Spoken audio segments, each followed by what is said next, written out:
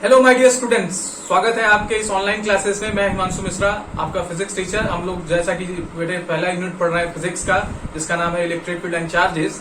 काफी वीडियोस हम लोगों ने इस पर कर लिए हैं और काफी इंपॉर्टेंट बातें हम लोग प्रीवियस वीडियो में कर लिए हैं ऑलरेडी। तो अगर आप पहली बार देख रहे हैं तो प्लीज मेरा आपसे रिक्वेस्ट है कि आप पहले की वीडियोस को भी जरूर देखें ताकि आपको इस वीडियो का कॉन्सेप्ट समझ में आए।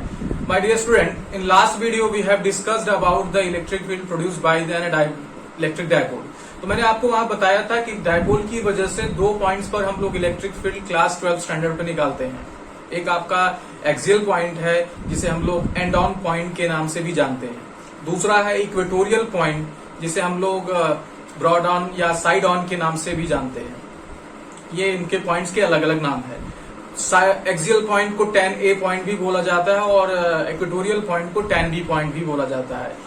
तो बच्चों, लास्ट वीडियो में हमने एक्सियल पॉइंट पर इलेक्ट्रिक फील्ड फाइंड कर लिया है। तो अगर आप इस वीडियो को पहली बार देख रहे हैं तो मेरा आपसे रिक्वेस्ट है कम से कम लास्ट वीडियो तो जरूर देखें, अदरवाइज आपको ये वीडियो बहुत प्रॉब्लम करने वाली है। इलेक्ट्रिक डायपोल की वीडियोस जरूर देखिए। फिर आज की वीडियो में हम लोग क्या करने वाले हैं, हम लोग इलेक्ट्रिक फील्ड निकालने वाले हैं इक्वेटोरियल पॉइंट पर। अब इक्वेटोरियल पॉइंट अभी आपको जब बना के दिखाएंगे तो समझ में आएगा। तो इक्वेटोरियल पॉइंट पर इलेक्ट्रिक फील्ड निकालेंगे और उसका हम कंपैरिजन करेंगे कि इलेक्ट्रिक फील्ड जब हम उसी डायपोल की वजह से एक्सियल पॉइंट पर निकाले थे तो कितना आया था और अब कितना आ रहा है, उनमें क्या रिलेशन है। ओके, तो चलिए करते हैं हम लोग electric field due to an electric dipole at an equatorial point. Electric field due to an electric dipole at equatorial point. आपको घबराने की बात नहीं है, इक्वेटोरियल पॉइंट अभी हम बना के दिखाते हैं कि आप किसे इक्वेटोरियल पॉइंट बोलेंगे। ये हमारी हेडिंग रही, इसको आप अपनी कॉपी में हेडिंग लिखे, तो मैं इसको रिमूव करके लिखता हूं। तो अब इक्वेटोरियल पॉइंट होता क्या, जरा उसको हम लोग समझते हैं, फिर उसके बाद हम लोग इलेक्ट्रिक फील्ड निकालते हैं। सपोज करिए ये हमारे पास एक डायपोल है जिस पर ये -q चार्ज है और ये मान लीजिए -q चार्ज यहाँ पर है और +q चार्ज यहाँ पर। तो इसकी कुछ लेंथ होगी, सपोज कर लीजिए 2a इसकी लेंथ है। अब 2a लेंथ क्यों लेते हैं, इसके बारे में मैंने बताया है पिछले वीडियो में, कैलकुलेशन को आसान बनाने के लिए। तो इसके मिड पॉइंट पर, यानी डायपोल का जो लेंथ है, इसके मिड पॉइंट के ऊपर अगर हम क्या करते हैं या इसी पे नीचे कोई पॉइंट लेते हैं, यानी इस लाइन पर अगर हम कोई पॉइंट लेते हैं, इस एक्सिस पर कोई अगर हम पॉइंट लेते हैं, उसे इक्वेटोरियल पॉइंट के नाम से जाना जाता है। तो सपोज करिए कि हमको इस पॉइंट P पर इलेक्ट्रिक फील्ड फाइंड करना है। ये हमारा कोई पॉइंट P है जिस पर हमें इलेक्ट्रिक फील्ड फाइंड करना है, जिसकी इस मिड पॉइंट से जो दूरी है वो r है। ठीक है, अब चूंकि ये मिड पॉइंट है तो यहां से यहां तक की दूरी a और यहां से यहां तक की दूरी a। देन हम लोग क्या कर सकते हैं, पाइथागोरस थ्योरम से ये भी डिस्टेंस निकाल सकते हैं, r² + a²। Similarly we can also find the distance between this points, point P and positive charge. और ये भी बेटे आपका r² + a² ही होगा, क्योंकि आपका ये बेस है, ये आपका परपेंडिकुलर है। ये देखिए 90 है कि नहीं, है हाइपोटेन्यूज होगा। सिमिलरली यहाँ पे भी ये 90 है, तो ये बेस के जैसा काम करेगा, ये हाइपोटेन्यूज के जैसे काम करेगा। तो r² + a² का अंडर रूट ले लेंगे तो ये हमें लेंथ पता लग जाएगा। तो ये बातें हमें पता लग गई। अब हम लोग इलेक्ट्रिक फील्ड निकालने के लिए क्या है, निकाल सकते हैं। तो ठीक है, हमें लिखना पड़ेगा, ये बातें हमें बोर्ड्स में लिखना पड़ेगा कि किस तरीके से। तो हम लिखेंगे let we have given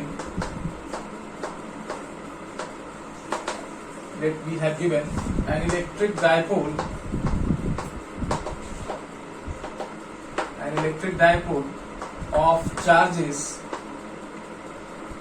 +q and -q which are separated by distance 2a। जिनको डिस्टेंस 2a से क्या किया गया, सेपरेट किया गया। We have to find the electric field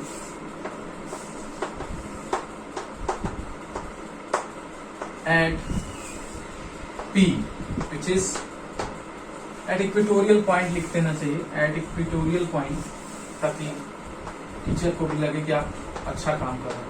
equatorial point P having distance smaller, having distance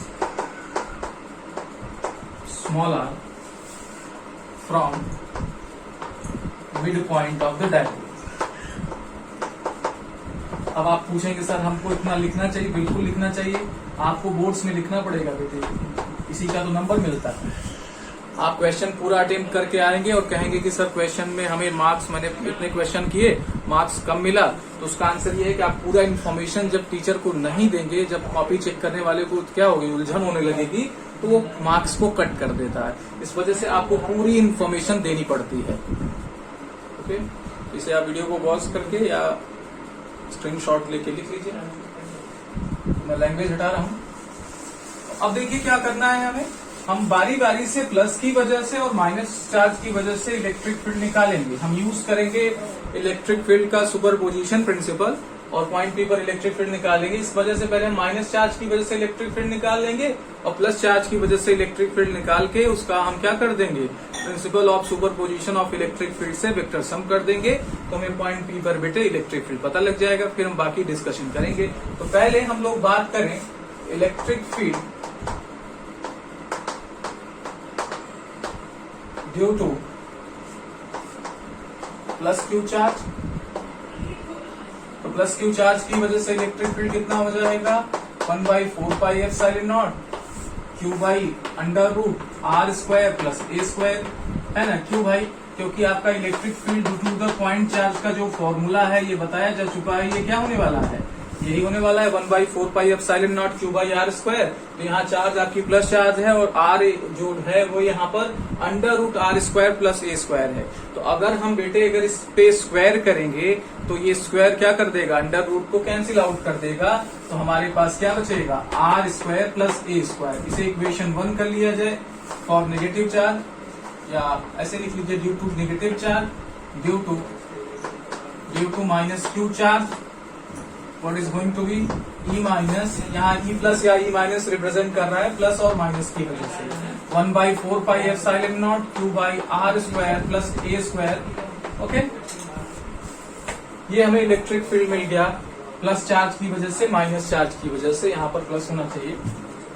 अब बेटे हमें एनालाइज करना पड़ेगा कि इलेक्ट्रिक फील्ड का डायरेक्शन क्या है, because electric field is the vector quantity और वेक्टर सम करने के लिए हमें क्या करना पड़ेगा, उसका डायरेक्शन देखना पड़ेगा, उनके बीच का एंगल्स एनालाइज करना पड़ेगा। तो चलिए करते हैं, ये दोनों इक्वेशंस लिखने के बाद हम लोग चलते हैं वहां पर जहां पे हमें इलेक्ट्रिक फील्ड का डायरेक्शन मिलने वाला है। तो जरा मैं इसको हटा रहा हूं। अब आपको मैंने जब इलेक्ट्रिक फील्ड का कॉन्सेप्ट बताया था तो मैंने आपको ये बताया था कि प्लस चार्ज की वजह से इलेक्ट्रिक फील्ड अवे होती है। तो जब पॉइंट पी पर हम इस प्लस चार्ज की इलेक्ट्रिक फील्ड देखेंगे तो कुछ इस तरीके से होगा ना, बिल्कुल होगा, आपको समझ में आ रहा है, कुछ इस तरीके से होगा, ये ई प्लस की इलेक्ट्रिक फील्ड होगी। अच्छा, तो ये इसका क्या होगा, देखिए कुछ इस तरीके से टिल्ड है, तो इसके कंपोनेंट्स को हमें एनालाइज करना होगा। तो कंपोनेंट्स को एनालाइज करना होगा बेटे, तो किसी भी वेक्टर के कंपोनेंट बनाने के लिए हम लोग क्या करते हैं, उसके एंड पॉइंट पर एक्स एक्सिस और वाई एक्सिस बना देते हैं। जैसे अगर वेक्टर ऐसा था तो एक्स एक्सिस ऐसा बनाएंगे, वाई एक्सिस ऐसा। फिलहाल हमारा वेक्टर ऐसा है तो वाई एक्सिस इधर, एक्स एक्सिस इधर, और ये एक्स एक्सिस के साथ जो एंगल बनाएगा वो काफी कुछ डिसाइड करेगा। तो देखिए जितना एंगल यहाँ बनाएगा उतना ही एंगल तो यहाँ पे भी बनाएगा। तो सपोज कर लो ये इसका क्या हो गया, वर्टिकल, ये इसका वर्टिकल कंपोनेंट हो गया, मतलब वाई डायरेक्शन में इसका पार्ट हो गया, और ये इसका एक्स डायरेक्शन में पार्ट हो गया। अब आपको इसमें लिए वेक्टर कॉन्सेप्ट बहुत अच्छे से आना चाहिए, ठीक है। तो ये इसका आपका वेक्टर वर्टिकल कंपोनेंट, ये आपका ई प्लस साइन थीटा हो जाएगा। सपोज कर लो ये एंगल थीटा है ना, और वहीं आपका ये ई प्लस कॉस थीटा हो जाएगा। तो ये प्लस चार्ज की वजह से जो इलेक्ट्रिक फील्ड है उसका ये वर्टिकल कंपोनेंट है माय डियर स्टूडेंट, और ये इसका हॉरिजॉन्टल कंपोनेंट है। ओके, अब कंपोनेंट्स हम लोगों ने प्लस चार्ज के इलेक्ट्रिक फील्ड का निकाल लिया। इसी तरीके से हमें माइनस चार्ज की वजह से भी देखना पड़ेगा। माइनस चार्ज की इलेक्ट्रिक फील्ड बेटे क्या होता है, चार्ज की तरफ होता है। तो ये चार्ज से अवे था और ये चार्ज की तरफ है। अब हमारी इलेक्ट्रिक फील्ड जो ई माइनस है वो नीचे की तरफ है। कैसे है, ऐसे है, ध्यान से देखिए कुछ इस तरीके से। अब मैंने आपको बताया कि इसके डिवाइड के लिए हमें क्या करना होगा, इसके एंड पर एक्स एक्सिस और वाई एक्सिस बनाना पड़ेगा, तो ये बना दिया। देखिए तो इसका जो वर्टिकल कंपोनेंट है बेटे वो ये हो जाएगा, कौन, ये वर्टिकल, ये हॉरिजेंटल। तो यहाँ पे जब डिवाइड करेंगे तो ध्यान से देखिए, हॉरिजेंटल तो इसी के ऊपर आएगा लेकिन वर्टिकल इसके ऊपर आ जाएगा। तो इसका जो माइनस का इलेक्ट्रिक फील्ड का वर्टिकल वाई डायरेक्शन में जो कंपोनेंट होगा ई माइनस साइन थीटा, वो ऐसे होगा, और जो इसका प्लस कंपोनेंट होगा वो ई माइनस कॉस थीटा इधर की तरफ होगा कि नहीं। फिर से देखिए, प्लस की वजह से जो इलेक्ट्रिक फील्ड था वो जब दो पार्ट में किया तो वर्टिकल कंपोनेंट, ये हॉरिजॉन्टल कंपोनेंट मिला। जब हम लोगों ने क्या किया, इसका डिवीजन किया तो हमें ये मिल गया। अब हम लोग माइनस चार्ज की वजह से इलेक्ट्रिक फील्ड देखे तो चार्ज की तरफ, इसका जब हमने हॉरिजॉन्टल कंपोनेंट देखा तो ये आया, और वर्टिकल कंपोनेंट देखा तो ये आया। अब आपको फिगर से और ई प्लस और ई माइनस की अगर वैल्यूज की बात करें तो देखिए दोनों वैल्यूज में सेम है, वैल्यूज में सेम है, और यहाँ पर देखिए एंगल्स भी सेम रख रहा है। तो ई प्लस साइन थीटा और ई माइनस साइन थीटा की जो वैल्यू होगी वो सेम होगी, बट डायरेक्शन में ये अपोजिट होंगे। और जब अपोजिट और इक्वल अगर कोई वैल्यू होती है तो वो क्या हो जाती है, कैंसिल हो जाती है। यानी इस डायरेक्शन में हमें इलेक्ट्रिक फील्ड नहीं मिलेगी। इलेक्ट्रिक फील्ड मिलेगी तो किधर मिलेगी, क्यों, क्योंकि प्लस की जो हॉरिजॉन्टल कंपोनेंट थी उसकी वैल्यू और माइनस की जो हॉरिजॉन्टल कंपोनेंट थी उसकी वैल्यू दोनों सेम डायरेक्शन में है। सेम डायरेक्शन में होने की वजह से उनकी इलेक्ट्रिक फील्ड क्या हो जाएगी, हॉरिजॉन्टल डायरेक्शन में ऐड हो जाएगी, है ना। तो आपको इतनी बात लिखना पड़ेगा, तो ये आप मिटा के यहाँ पर ये बात लिखेंगे और इक्वेशंस याद रखेंगे। ठीक है, क्या लिखेंगे, लिखेंगे बेटे components along the equatorial axis, मतलब जो ये एक्सिस की बात की जा रही है, are equal and opposite, are equal and opposite, that is E plus sine theta and E minus sine theta, है ना। ये क्या है, इक्वल एंड अपोजिट है, so they will be cancelled out. वो क्या हो जाएंगे, कैंसिल हो जाएंगे। ओनली आपको यहाँ पे हॉरिजेंटल कंपोनेंट क्या करेगा, इलेक्ट्रिक फील्ड देगा। तो आपको लिखना पड़ेगा एंड कंपोनेंट अलोंग द आप चाहे तो कह सकते हैं डायपोल एक्सिस कह सकते हैं बेटे, या हॉरिजेंटल डायरेक्शन बोल सकते हैं, अलोंग द डायपोल एक्सिस, क्योंकि डायपोल की भी एक्सिस इधर की तरफ होगी और ये भी देखिए इसके पैरेलल है। डायपोल एक्सिस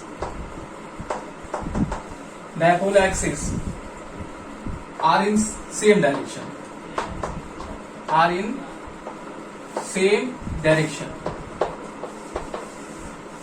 ठीक है। So they will be added to give the net electric field. आपको इतना लिखना पड़ेगा, ठीक है। इतनी बातें आपको लिखने के बाद नेट इलेक्ट्रिक फील्ड की बात की जाएगी। तो नेट इलेक्ट्रिक फील्ड बेटे ई इक्वेटोरियल, तो यहाँ पे ई क्यू लिख रहे हैं, ठीक है। ये क्या बता रहा है, equatorial field, net electric field. तो E equatorial is equal to E plus cos theta, mod में लिखिएगा, और ई माइनस कॉस थीटा, है ना।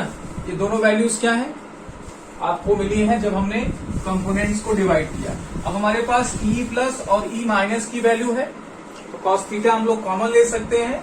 और ध्यान से देखें, equation one from equation one E plus और ई माइनस भी सेम है और कॉस थीटा सेम है, तो ये क्या हो जाएंगे, दोनों वैल्यूज सेम हो जाएंगे। और ये हो जाएगा आपका आइदर ई प्लस और ई माइनस, या चलिए वैल्यूज रख ही देते हैं, कोई ऐसा इक्वेशन 1, 2 से हम लोग वैल्यू रख रहे हैं। Putting the values from equation 1 and 2, 1/4 pi epsilon not q bracket में r square plus a square denominator में रहेगा, यहाँ पे कॉस थीटा, यहाँ पे भी बेटे प्लस करके 1/4 pi epsilon not Q R square plus a square, है ना।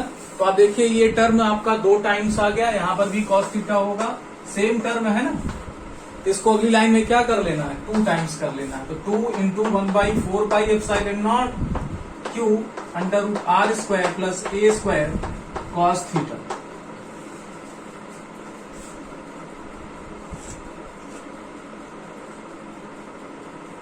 आ गया वैल्यू। अब कॉस थीटा हम किसी भी ट्रायंगल से क्या कर सकते हैं, निकाल सकते हैं। इसको नीचे मैं छोड़ रहा हूं। अब इसको आप जैसे आपको लग रहा है जल्दी कर रहे हैं तो आप वीडियो को पॉज करके एक एक स्टेप लिख सकते हैं बेटे ना।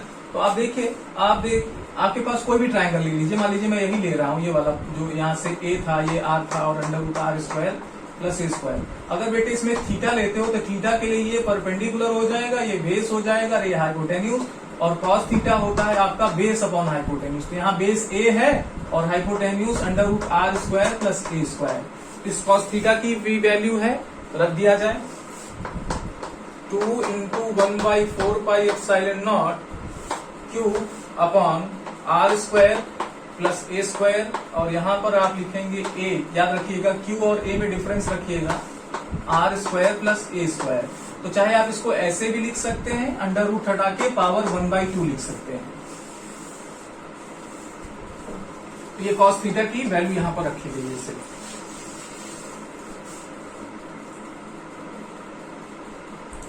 अब देखिए बेटे, आपका dipole moment, since electric dipole moment मैंने आपको पढ़ाया है, ये ऐसा नहीं है कि is defined as P is equal to 2QA। तो इलेक्ट्रिक डायपोल मोमेंट क्या होता है, P is equal to 2QA। तो यहाँ देखिए, यहाँ 2 है, यहाँ पर Q है, यहाँ पर A, इसको हम लोग हटा के P लिख सकते हैं। So EQ is equal to 1/4 pi epsilon naught P upon, अच्छा देखिए, ये r square plus a square है, यहाँ पर है, और यहाँ पे भी r square plus a square है। दोनों ब्रैकेट के ऊपर देखिए, यहाँ पर पावर 1 और यहाँ पर पावर हाफ। तो अगर आप मल्टीप्लीकेशन में देखें तो पावर क्या हो जाता है, ऐड हो जाता है, अगर आपकी बेस सेम है। तो यहाँ पे ब्रैकेट में दोनों टर्म सेम है, तो बेस दोनों के लिए सेम हो गया।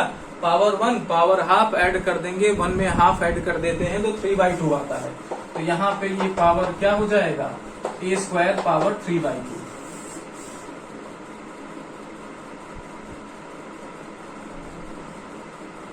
है ना।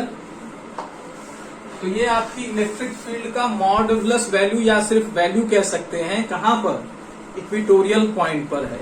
ठीक है, अब इसका वेक्टर फॉर्म बात करें, वेक्टर फॉर्म कैसा होगा।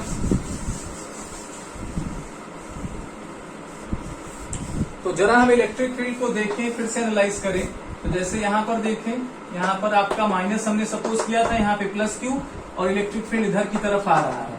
और आपको ये पता है कि डायपोल मोमेंट का डायरेक्शन किधर की तरफ होता है, इधर की तरफ। यानी अगर हम वेक्टर बनाने जाएंगे तो P को भी वेक्टर बनाना पड़ेगा, क्योंकि ये वेक्टर क्वांटिटी है और इलेक्ट्रिक फील्ड वेक्टर क्वांटिटी है। लेकिन बेटे नेट इलेक्ट्रिक फील्ड आपने देखा कि लेफ्ट डायरेक्शन में आ रहा है, और सॉरी, अगर आप मेरी ऐसे देख रहे हैं तो लेफ्ट डायरेक्शन में आ रहा है, और ऐसे देख रहे हैं तो आप जैसे मैं मेरी तरफ देखेंगे तो राइट डायरेक्शन। तो फिलहाल मैं इस डायरेक्शन बोल रहा हूँ। इलेक्ट्रिक फील्ड हमारा देखिए लेफ्ट डायरेक्शन में आ रहा है, और हमारा जो डायपोल मोमेंट है उसका डायरेक्शन किधर की तरफ होता है, -2+ होता है।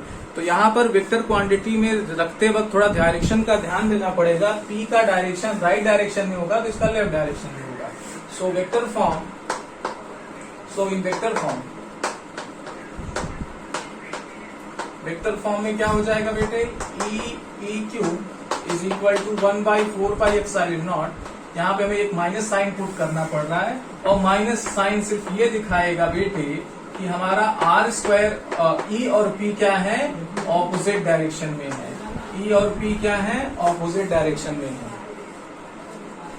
ये आपका वेक्टर फॉर्म हो गया, electric field due to the electric dipole at an equatorial point. तो आप यहाँ बताएंगे where negative sign tells that E and P are in opposite direction. ठीक है, अब बात करते हैं शॉर्ट डायपोल की। और शॉर्ट डायपोल इस फॉर्मूले से नहीं, हम इसी नीचे वाले से बात करेंगे, नोट करके लिखिएगा। फॉर शॉर्ट डायपोल,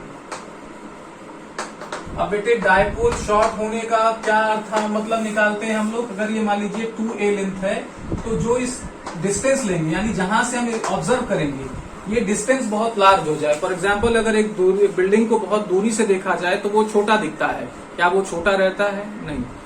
तो कभी कभी वास्तव में ऑब्जेक्ट्स छोटे होते हैं। फॉर एग्जाम्पल डायपोल छोटा है क्योंकि ये एटॉमिक लेवल की बात है। और वहीं अगर हम बात करें डिस्टेंस के कंपैरिजन में, तो कभी कभी डिस्टेंस के कंपैरिजन में भी ऑब्जेक्ट छोटा है। तो मैथमेटिकली हम लोग ये करते हैं कि पॉइंट ऑफ ऑब्जर्वेशन उसकी लेंथ से बहुत दूर है। दोनों बातें एक ही बात को मैथमेटिकली बताती हैं। तो ऐसे केस में बेटे r square plus a square जो हो जाएगा अप्रोक्सीमेटली आर स्क्वायर के इक्वल हो जाएगा। क्यों? क्योंकि ये 10,000 अगर मान लीजिए है तो ये 1, 2 है, मतलब इस तरीके से इसकी वैल्यू है। ये 10,000, 1 लाख, 2 लाख में है तो इसकी वैल्यू 1 या 2 है। तो इनकम हम लोग क्या कर देते हैं, नेग्लेक्ट कर देते हैं, और इस वजह से आर स्क्वायर को ए स्क्वायर को ऐड करके हम लोग क्या सपोज कर लेते हैं, अप्रोक्सीमेटली आर स्क्वायर के इक्वल में सपोज कर लेते हैं। तो जरा पुट कर दें, अगर हम यहाँ r square plus a square के लिए पुट करेंगे तो क्या आएगा, 1/4πε0। पी तो एज इट इज रहेगा ही रहेगा। R square plus a square की जगह शॉर्ट डायपोल के लिए क्या करने वाले हैं, आर स्क्वायर पुट करने वाले हैं। अच्छा, उसके ऊपर पावर 3/2 है। तो सपोज कर लीजिए ऐसे है ना, ये पावर्स, तो ये कैंसिल हो जाएगा, आपके पास सिर्फ पावर 3 बचेगा। तो इलेक्ट्रिक फील्ड की वैल्यू क्या आ जाएगी बेटे, 1/4πε0 P/r3।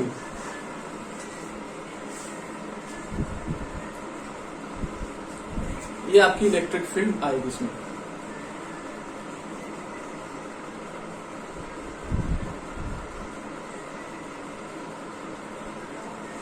ओके, ओह सॉरी, सब कुछ मिटा दिया, खैर कोई नहीं।